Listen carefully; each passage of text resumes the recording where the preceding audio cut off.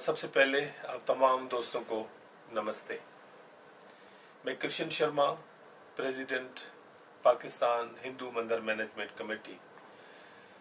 आज से कुछ अरसे पहले से सोशल मीडिया पे आजकल ये बात चल रही है कि हमारी आज़ाद कश्मीर में वाक़े शारदा पीठ की इमारत को, उसकी चौदीवारी को कोई नुकसान पहुंचा है और उसमें हमारी पाक फौज का नाम लिया जा रहा है। मैं एक जिम्मेदार की हैसियत से इस बात की तरदीद करता हूं, रद्द करता हूं। अगर वो आस्थान जो 2000 साल पुराना है और सनातन धर्म की होली प्लेस है, उसका अगर तहफ़्फ़ुज़ हुआ है तो वो पाक फौज की वजह से हुआ है। आज भी वहाँ वो महफूज है।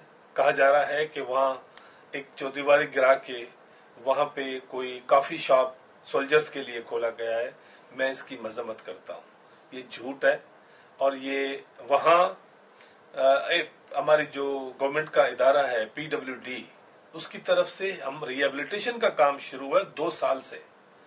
तो हम और हमारी हुकूमत, हमारे लोग उस जगह के तहफ़्फ़ुज़ की हर मुमकिन कोशिश कर रहे हैं ताकि हम रिलीजियस टूरिज्म को प्रमोट कर सकें, लोग आ सकें, लोग विजिट कर सकें।